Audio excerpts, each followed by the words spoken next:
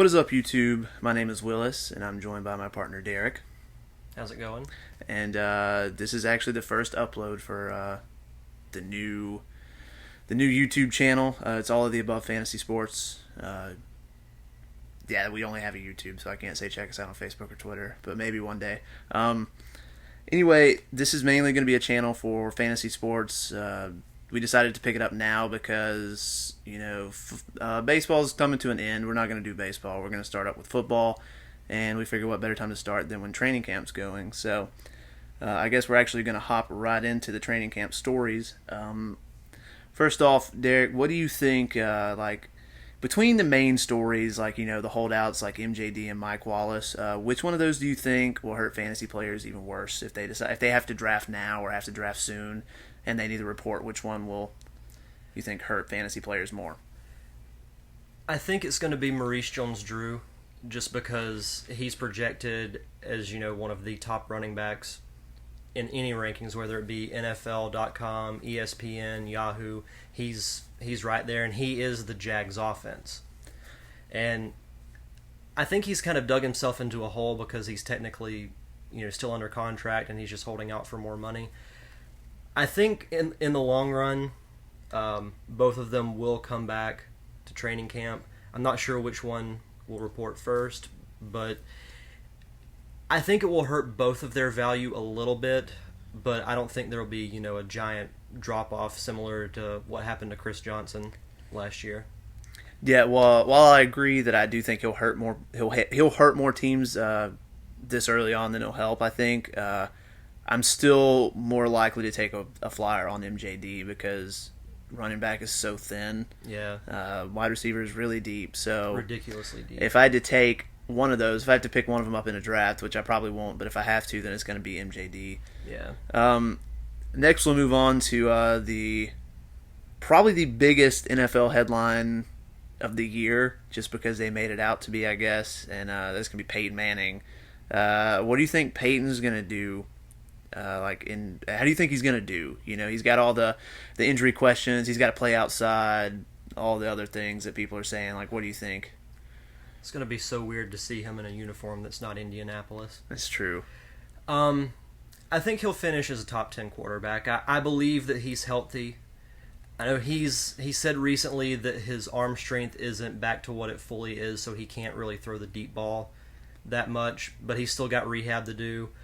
I think he and the Denver offense will start off kind of slow just because they're all still getting used to each other, but I mean, he's Peyton Manning. He's gonna give you numbers. And he's got two really good receivers. He's got Jacob Tamme, who I believe it was 2 years ago when Dallas Clark got hurt. Mm-hmm. And Jacob Tamme stepped in, and they had a really lethal combo, as me and you found out the hard way in our league. Yeah, for real. I guess we'll move on now to the Jets quarterback situation. The obvious answer, if you're going to pick one, it's going to be Sanchez. I think Tebow will vulture some touchdowns, which is weird to say because he's a quarterback, and quarterbacks don't vulture touchdowns really. But I'm probably going to stay away from either one, and maybe pick one up off waivers if needed. But other than that, I'll probably stay away from either one of them. Yeah, I agree for the most part. Rex Ryan has said even if the fans, demand that Tebow be put in if Sanchez struggles, he's not going to give in to demands, and I actually believe that. I mean, I'm a Tebow fan, but he's not ready to be a starting quarterback. I think if they use him in the Wildcat and in just goal line situations, I actually think that's a good idea because he's proven he can just punch it in from the 5-yard line or just run in or whatever. But I agree with you. I wouldn't touch either of them until unless Sanchez does really well, then I would pick him up off waivers. But I wouldn't draft either one. Sticking with the Jets, actually, something came out today where Cromartie, the cornerback, did you hear about this? Said that he would be the second best receiver on the team. Yeah. And he's a cornerback, and they're going to put in some packages for him to play receiver. The funniest part about it is it's probably true. He probably would be the second best receiver. Yeah, other than Santonio Holmes, they don't. I couldn't even name you any other receiver on the Jets. Yeah, it's pretty bad. But anyway, I think what we're going to move into next is something that a little segment that I like to call "Who Would You Rather," and it's not the little game you used to play with everybody else. But we have a list of names that Derek hasn't seen yet, and I've come up with, and I'm interested to see who he would rather have. And we're not picking based on who's going to be the higher draft pick, but we're basing it on one example I had was Roddy White or Julio Jones. The obvious answer is Jones Roddy White because a lot of people think he'll be better, he'll get the targets and everything. But considering where you'd have to take him, I would pick Julio because I could grab him later. So keeping that in mind, we'll hop into it now. And first is a good one that I think a lot of people are wondering, but I'd like to hear your thoughts on Eric Decker or Demaryius Thomas. If you had asked me this 2 weeks ago, I would say Demaryius Thomas, but I would say Eric Decker because he's worked with Peyton since he's been in Denver. He's a better route runner. I think Thomas is more talented, but Decker's put in more hours with Manning, and Manning really likes his receivers to do a particular thing, specifically run routes. So I would take Decker. Yeah, I'm going to agree. I think Eric Decker. I guess we'll get into this later, but I think Eric Decker is I think he puts up Wes Welker numbers this year, is barring he stays healthy and Peyton stays healthy, just because in that slot, running those routes and it's Peyton Manning. So I think Eric Decker definitely has the talent to do it. So we'll move on to the next one. Matt Forte or Ryan Matthews? That's tough. I'll go Forte just because he's the safer pick. Okay, see, I'm going to say Ryan Matthews because talent-wise, I think they're both on the same playing field. They both have injury risk. But I just think that this year, Ryan Matthews in that offense, there's nobody there to vulture touchdowns anymore. It's finally, his backfield. The thing is, a lot of people will say they don't like Matt Forte because they got, Michael Bush now to take away touchdowns, but Forte's not a goal line guy anyway. Yeah, I think he only scored 3 touchdowns in general last year, and he still put up amazing numbers. So, but I'm gonna go Ryan Matthews just because I think the potential there is a little bit. I think the ceiling's a little bit higher than it is for Forte. So, another pair of running backs. Who would you rather have, Jamal Charles or Darren McFadden? Darren McFadden. They're both injury risks. You could say McFadden a little bit more just because he's been hurt every year, but if he stays healthy, I really think he will be a top 5 running back. Yeah, I really want Darren McFadden on my team this year. I agree. I go Darren McFadden as well. I think when he's healthy, he's easily a top 5 fantasy running back. He has the skill set, the speed, and everything. It's just everything in one. As long as he can stay healthy, I think I would rather take a flyer on him than I would on Jamal Charles. So next we got a pair of quarterbacks: Matt Schaub or Ben Roethlisberger. Ben Roethlisberger, just because the Steelers throw the ball more.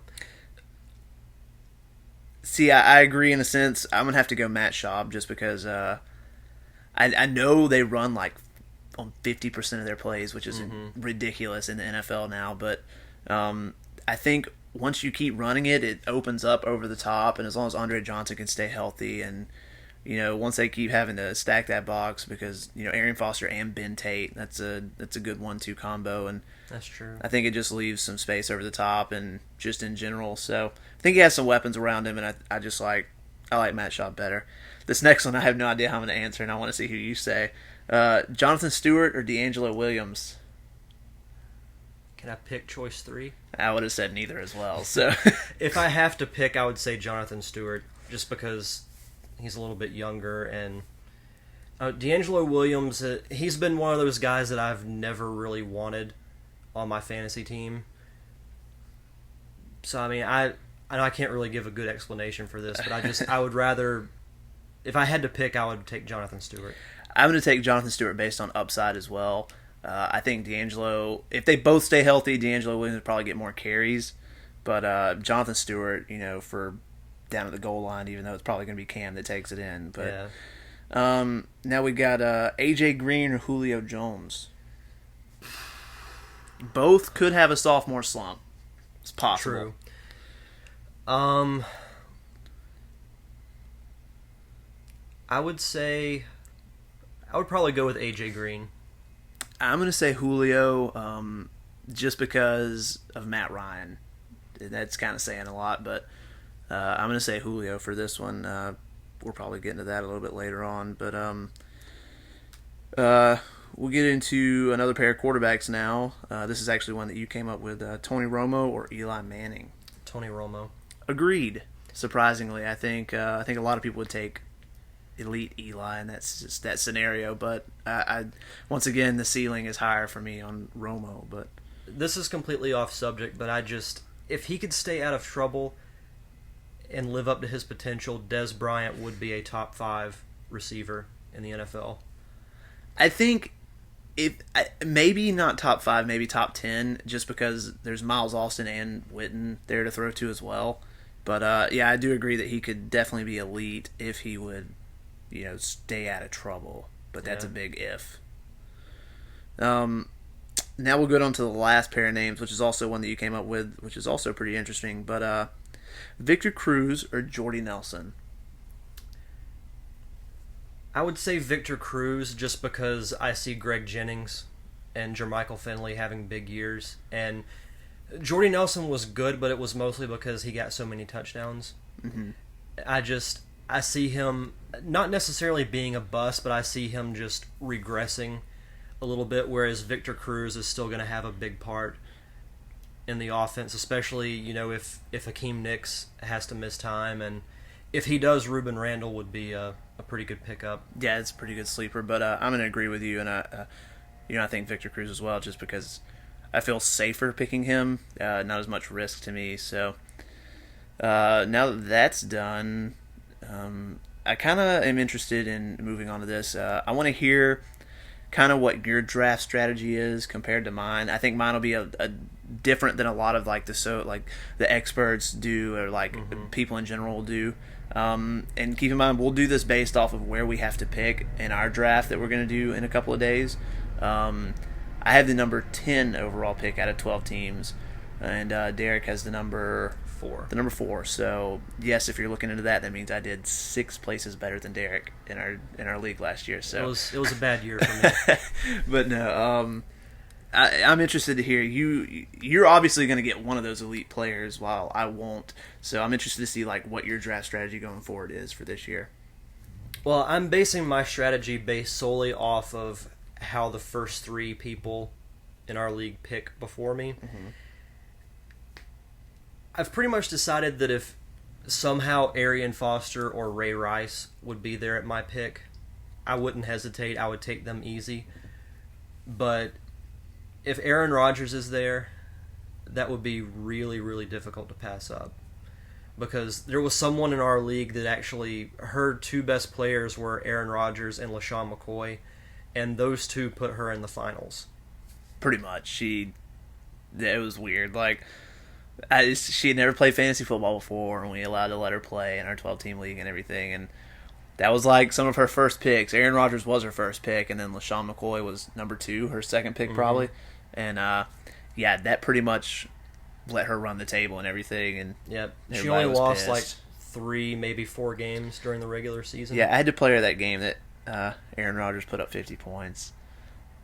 This is true. This is completely off subject because we're talking about our league and we don't need to do it, but just to put into speculation, that week that I lost, nobody else in the league scored over 100 points, and I ended up losing 159 to 135. It's the worst loss. Those are the worst losses. Mm-hmm. It really is. When you would have beat anybody else in the league, who you played, and I get Aaron Rodgers who puts up 50 points. So yeah. Well, back to my whole strategy. Yeah.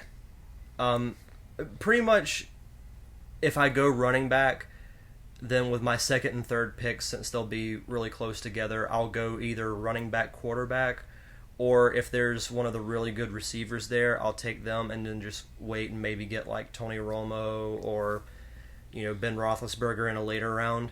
But it really all depends on how those first 3 picks go. But more than likely, I'm looking at taking an elite running back. Yeah.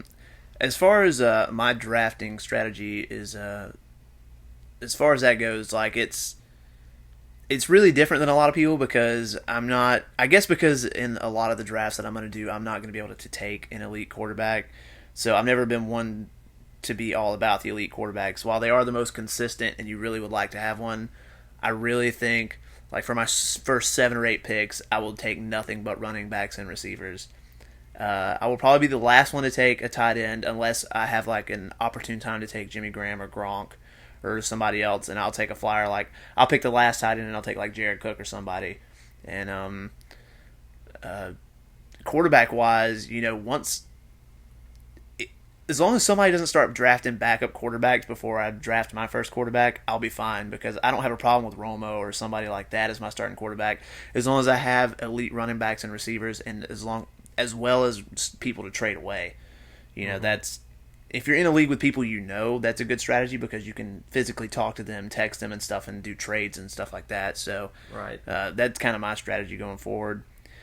But our next question, which like big name player, Derek, do you think from all the people who've been injured last year, Darren McFadden, Jamal Charles, AP, Matt Forte, which one of those guys do you think bounces back and has the best year this year? Darren McFadden. I think this will be the year that he doesn't get hurt. I think he will play all 16 games, and he will finally live up to his potential. We've seen it ever since he was a rookie, but he's never been able to stay healthy.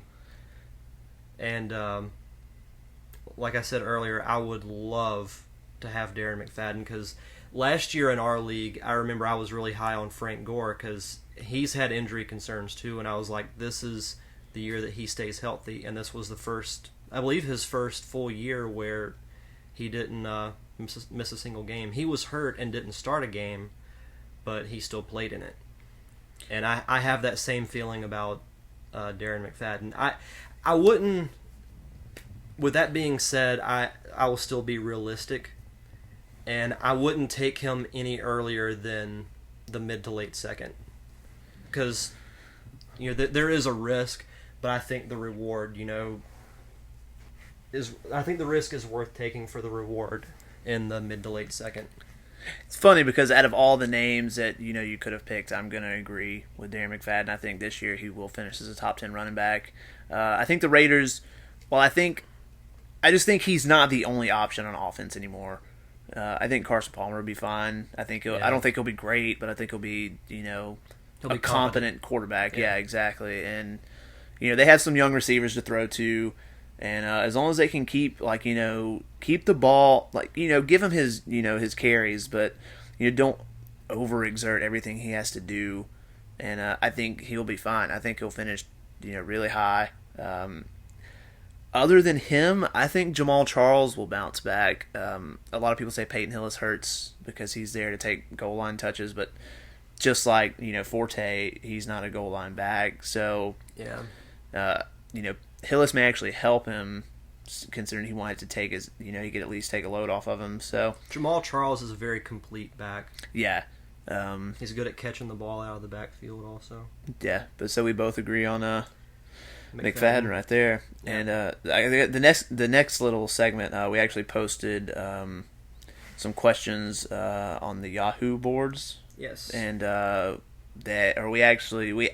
we posted a thing saying we were going to do a podcast, and we got some questions from some people, which I haven't seen yet, so pretty excited to be able to try to answer these off the top of my head. And if you don't mind, say their username too whenever you ask. So yeah. Give a little shout out to the people who ask questions. Also, before the questions, if you guys want to know stuff, post comments, and we'll answer them in the next podcast. So yeah. This first question is from Dominate, emphasis on the Nate. Yeah. I have the second pick in my draft. The first is taking Breeze. Standard Yahoo League, who do I take second? With me, it's not even a debate. I would take Arian Foster. I'm taking Ray Rice. Really? Really, really. Ben Tate kind of scares me. Ray Rice is literally just as much.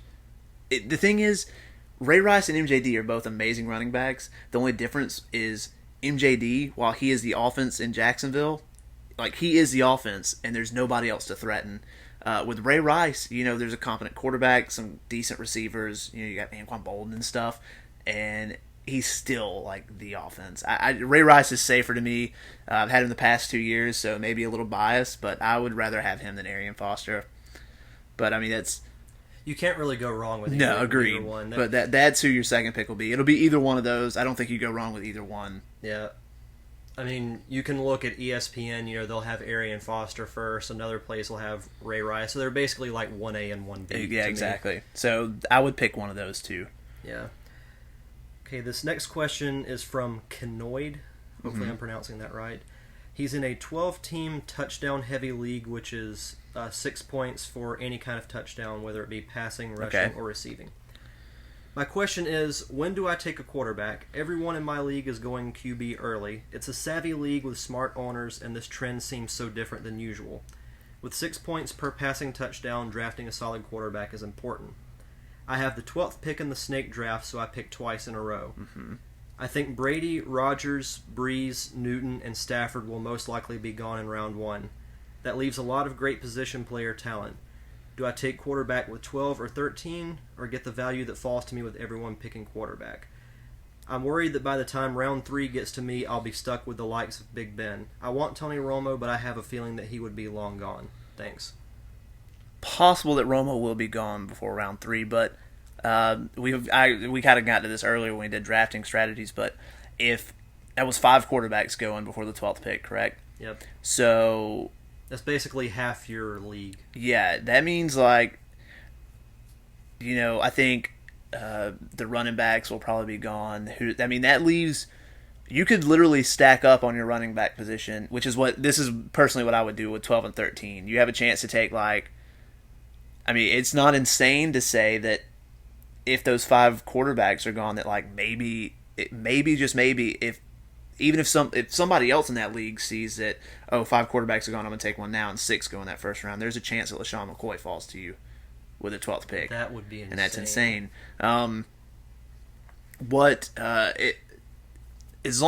My suggestion is go 2 best players available, being skill position players, and try to pick up Romo in the 3rd, or even Eli or something like that.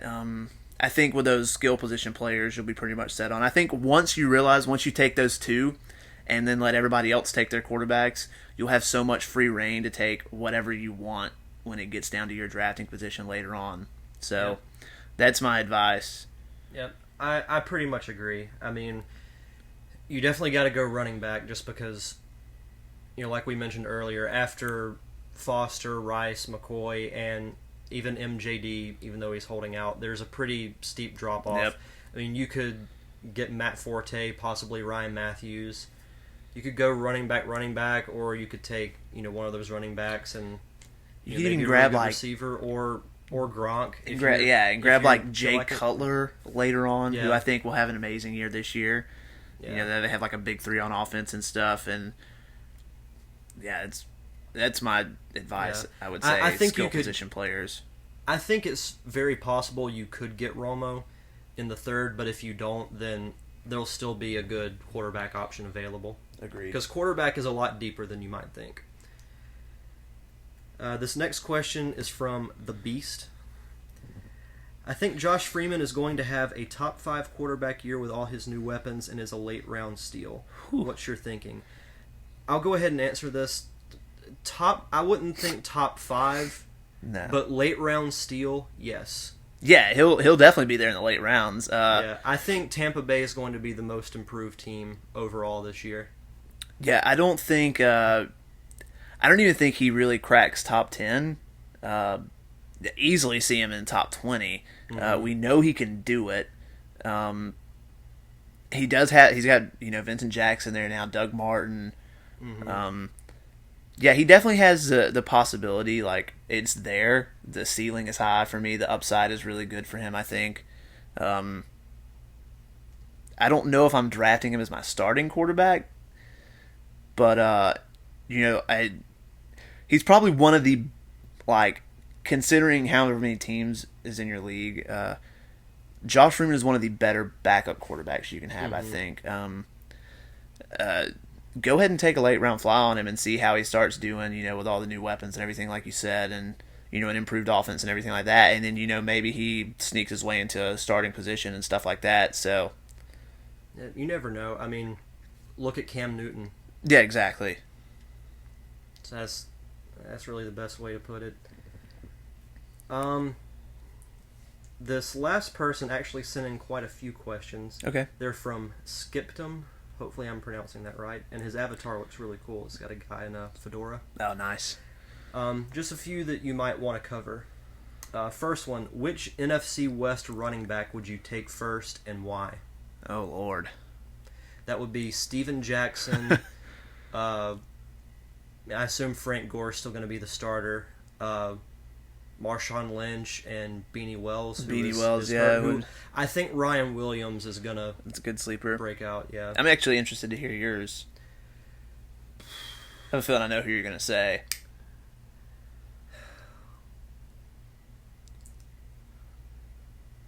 Based off of last year, just performance-wise, I would say Marshawn Lynch, but... See, I thought you would say... Steven Jackson. Yeah. I mean, Steven Jackson, I think, he's a good, third-round pick. I think he's a very solid third-round pick. But, Jeff Fisher, he's there now, so... Yeah, they're going to run the ball. I'm going to say Marshawn Lynch. One strategy, I think, if you're going to take Marshawn Lynch... try in the later rounds. It shouldn't be hard, but try to pick up that the rookie running back that they drafted, Turbin, I think is his last name, and that's going to be a good handcuff, I think, because I think he has a skill set to be fine. Yeah. Yeah, but I'm gonna say Marshawn Lynch just based off of performance last year and the workload that he could possibly receive. Yeah. Next question from him is, who would you draft between Jamal Charles and Michael Turner, both of who I've seen frequently in round 3 or later? I would say Jamal Charles. Jamal Charles is not even a question to me. Yeah. Michael Turner, I'm not high on Turner at all. No, he's my bust for the year. Jacquizz Rodgers, I think, will have a good year. Yeah. I think that entire offense is moving more to like a zone scheme, like zone blocking, which doesn't benefit Turner nearly as much as it does Jacquizz Rodgers. So, short and sweet, Jamal Charles. Yep. This is an interesting one. Do you see Reggie Wayne as one of the best valued wide receivers? He's been taken incredibly late and could be the Steve Smith of this year. Very well could, as long as him and Andrew Luck can form a bond. Like, I think it's definitely possible. Just because for the talent that he has and as late as he's going, it's insane. The only reason that's happening is because of the offensive line and the new quarterback. That's the only reason it's happening. I do think the value's there. I think I don't know if he'll receive the most targets. I think probably the tight ends will, maybe, just because it's a rookie quarterback and that's kind of their fail-safe. But out of the receivers, I think, yes, Reggie Wayne will be the Colts receiver to take. And if you can snag him late, you need some receiver depth, by all means, go for it. Because Andrew Luck's, I don't think he'll be as good as RG3. Not this year. Career-wise, probably better. But, I definitely don't mind taking a fly on him later. Yeah. Who are your top 3 sleepers, regardless of position? Sleepers, regardless of position. I think we were going to do a segment about this later, but this is actually going to take me a second. My number 1 sleeper for the year is Eric Decker.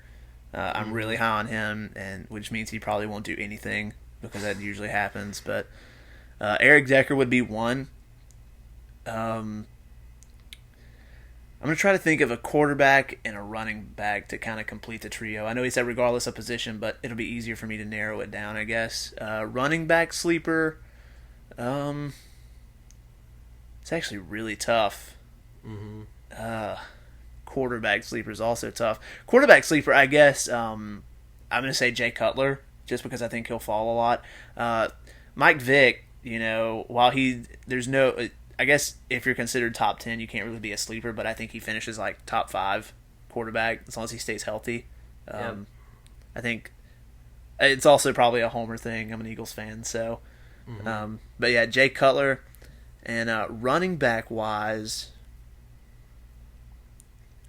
that's really tough. I would say don't sleep on Peyton Hillis too much. He'll be there like really late, and it's literally one bad cut for Jamal Charles, and that's their running back. Which, I don't think he'll be great, but I think he's either a really good handcuff or he could be like a goal line guy. So Yeah. it's kind of as close as I could come without having to prepare for that one. Yeah. Let's see. Originally, I was going to say Jay Cutler. It's all right. It's all good. Even though he's a rookie, I would say RG3 would Yes. be a good sleeper. Mm-hmm. Just because, like you mentioned, I see RG3 being better in the short term just because he has a little bit more to work with. I think Pierre Garçon could be good. If he stays out of trouble, I think Fred Davis could be a really good tight end. I mean, we saw glimpses of that last year. So I'll say quarterback, RG3. Running back. This may be kind of a stretch, but I'm talking really late. I would say Ryan Williams. Just because, Beanie Wells is good but not great. And he's injured right now, so if that could transfer into the regular season, I could see Ryan Williams, possibly breaking out. And then as, let's say, receiver.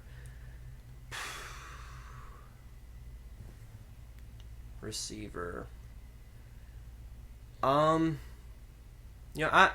go Homer. I'm a Steelers fan, so we've got the Pennsylvania NFL teams here.